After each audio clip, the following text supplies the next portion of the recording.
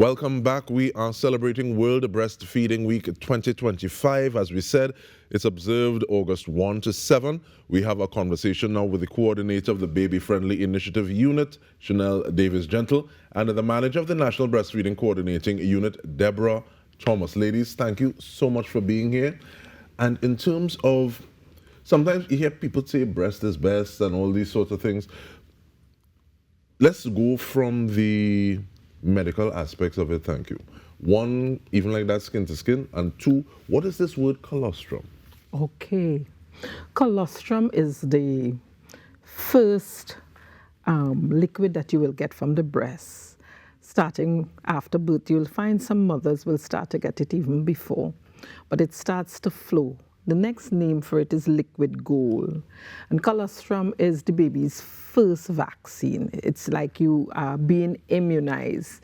The benefits of having colostrum is that it is really important for gut health of the baby, right? It purges the baby, it have laxative effects, and so that a mother would realize that immediately after starting to feed the baby, you'll find that the baby starts to pass these sticky looking blackish looking stools, and she might be saying, how come? That's because while the baby was in, the baby was really not eating or drinking, but this is now getting the start of the gut to move. We call it gut motility, and it purges the baby and starts that vaccination process. It is power-packed.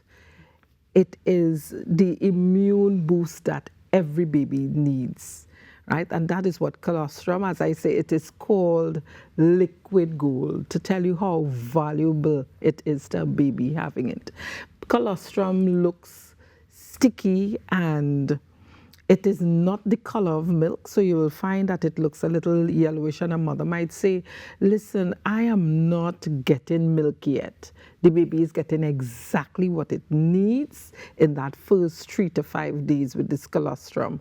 And then what happens is after the colostrum flow, you'll find that the milk will start to come. You'll see the change of color going from this yellowish sticky liquid. And you know, the important thing to note about that, when a baby is born, the stomach is like the size of a marble. So just about a little amount is sufficient to give the baby what the baby needs. I'm glad you're saying that, because even though you said some others, they would start to, and I guess lactate is the word? Yes. Before yes. the baby is born. Some don't start as often. Yeah. So they're wondering, but wait now, I'll be starving my baby? No, they would not be. So let me let Chanel And answer. that's where the skin to skin comes in, as you touch on skin to skin. Skin to skin happens right after birth. Within that first 5 minutes, it lasts for an hour, where baby goes directly onto mommy's chest, and the baby is dried and allowed to bond with the mother. The many benefits to skin to skin. And one of those is where it initiates early initiation of breastfeeding and the colostrum, so it aids in that colostrum flow at that point. So post-delivery, baby is dried and goes directly onto the mother's stomach and is covered, kept warm. And during that skin-to-skin contact, mommy and baby builds a bond. Baby can crawl to the breast and start to initiate breastfeeding. Baby tends to colonize with the mother's bacteria. So you have no interference. You allow the baby and mother to be there. Once all is well with baby and mother, you allow the baby to stay there for that hour. And breastfeeding can start within that hour. Baby actually crawls to the breast, latches on for itself with no interference from the staff. Once you ensure safety, the baby stays there with the mother for that hour. It's a beautiful experience, that bonding, that touch, seeing the baby actually crawl to the mother's breast and latch on. It's amazing. And you're talking about that, and the pause on my arms raising, and let's see. And I realized she left out the dads. So I want to put a plug here, because when we're talking about breastfeeding, and she brought up an important word, bonding. And usually we would just talk about bonding with the mother. But the system now at our hospitals allow for a support partner. So it means too that your birth partner, the fathers are able to now partake in this bonding as well. So the baby is able to not just bond with mother, but bond with daddy as well. I'm grateful to hear that, and it's because my experience is that, okay, well, especially with baby little gassy or colicky, it's better for daddy to hold, because baby gonna get wild if mommy hold and smelling milk, this kind of way. But you spoke about baby crawling naturally and latching. If there's a first-time mother, and that latching isn't happening immediately, there's all sorts of feelings that can be taking place, whether or not they're doing this right and doing this. What kind of support is there for new mothers, especially first-time mothers? So that's where education comes in for mothers. So across all the regions, we educate mothers antenatally before even giving birth about what to expect. So at all our antenatal clinics, we discuss that skin-to-skin process and what is to happen and explain the process to them. And it's okay, that first latch of the baby to the breast is not considered actually breastfeeding. It's an introduction to the breast at that point, that initiation of breastfeeding. And it's okay. So you explain to the mother, you discuss, and again, not just the mother, you're ensuring that the significant other, the father, the support system that the woman has also has this knowledge, so that they in turn will understand the process of breastfeeding. And then the support systems, the first support after the family would be a staff.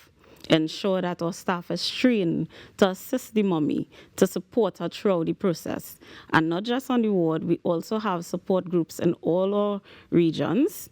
So at the Eastern Regional Health Authority, we have GEMS, giving every mother support, where we support mothers through on the ward and postnatally, via doing home visits, we do follow-up calls, we do virtual sessions with them, following through the process with them and ensuring that if they have challenges, they can have that access to help. Ladies, I'm really glad that you all are here this morning, because I'm learning so much. And with that, I want to ask, what are some of those other things that, about the actual units that you all represent? Because it seems as though there's a lot going on. Yes. So especially in this week, let's talk about it and let people know. So, Ms. Thomas, what are some of the things that are happening with the coordinating unit? With the coordinating unit, we do a lot of training. So quite recently, we looked at and prepared staff. 25 members of staff was trained by PAHO, WHO, to deal with a significant population. You know, some mothers are able to take home their babies born full term and all of that, but that is not everybody's experience. You have mothers whose baby may be sick, may be too small, and born prematurely. And so staff has now been trained specifically in the baby-friendly hospital initiative to take care of that very vulnerable population. And so we have support for not just the mature babies that came to a full term, but we have support for that other category where a mother is not able to take home her baby immediately. For those mothers, they allow access to the neonatal unit. At the neonatal unit, there are areas where a mother is allowed to express, because that baby might not be able to latch on, may not have that sucking reflex yet, but still is very much in need of colostrum and breast milk. So mothers can come to the unit and express while they're there. They can express at home, bring their milk to the unit. It would be properly labeled and stored. They get support from the staff.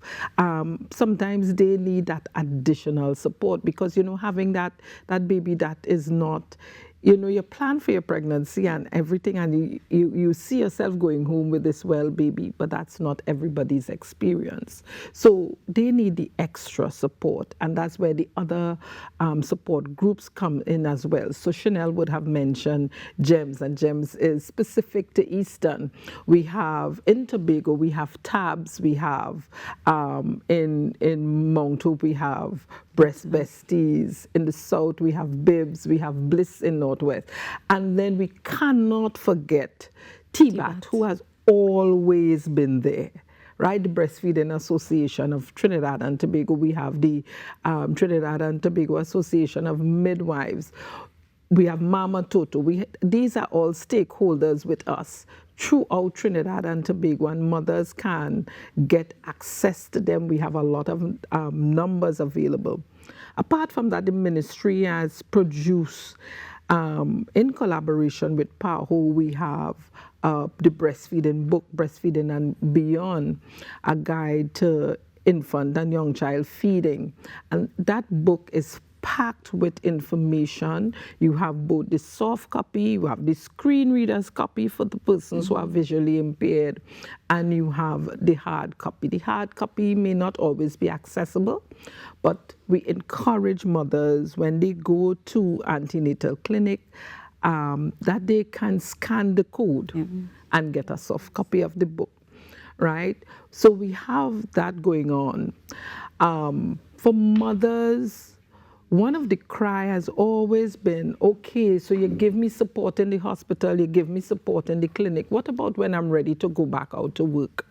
So the Ministry of Health has led the way in setting the perfect model called the Staff Lactation Suite. And the Staff Lactation Suite are for these women who are returning to work but need to continue to breastfeed. And when I say need to continue, we're talking about exclusively breastfeed for the first 6 months. That's WHO's recommendation, that a baby is allowed to breastfeed. No water, no juice, nothing else but breastfeed.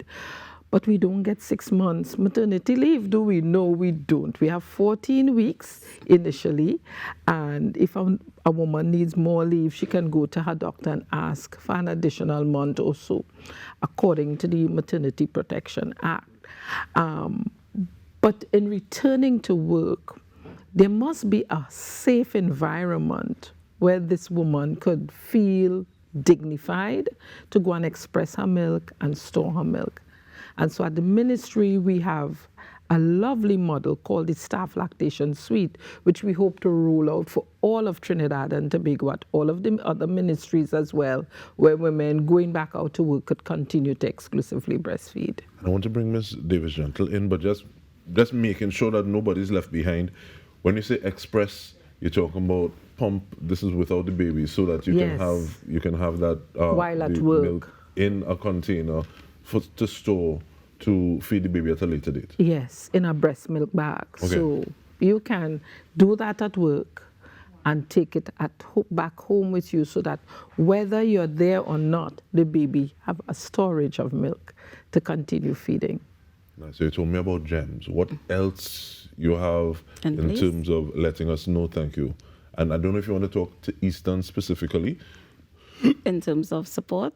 Support and some of these things that we're supposed to be knowing about. So again, not just exclusive breastfeeding. We want mothers now to continue to breastfeed for 2 years and beyond. So it doesn't stop at 6 months. And we encourage them, we give them the benefits. And again, we look at the long-term benefits of breastfeeding, where it reduces breast and ovarian cancers, right? It raises the IQ of babies. So we're looking ahead, the reduction in chronic diseases. So we want to start educating the public, not just in different catchment areas, teaching antenatal. We want to talk that in the chronic disease clinics, in the health and wellness clinics. We want to talk it in outreach. Breastfeeding is everybody's business. So it doesn't just stop at the childbearing population and those families. We want the extended homes to know about breastfeeding. And it shouldn't just be within health. It should be across Trinidad and Tobago that we're talking breastfeeding and pushing the benefits of breastfeeding. Giving you 30 seconds, where can people go online to get more information in terms of okay, I want to find out this about breastfeeding. Let me go here. So we have the Ministry of Health website under Women's Health. We could go to the ERHA's page. We could go to any one of the region's pages. We have the Association of Breastfeeding, right, TBAT. We have the Midwives Association, Trinidad and Tobago Association of Midwives. And we have, once you type in breastfeeding Trinidad and Tobago, a whole host of things will come up.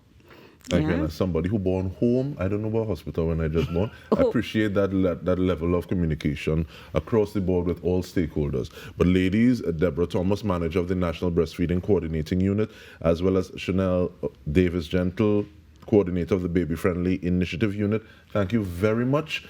And we just appreciate the work that you are doing and continue to do. And speaking of continue, the Now Morning Show, it continues after this. We take a short break. Stay with us. Come and do me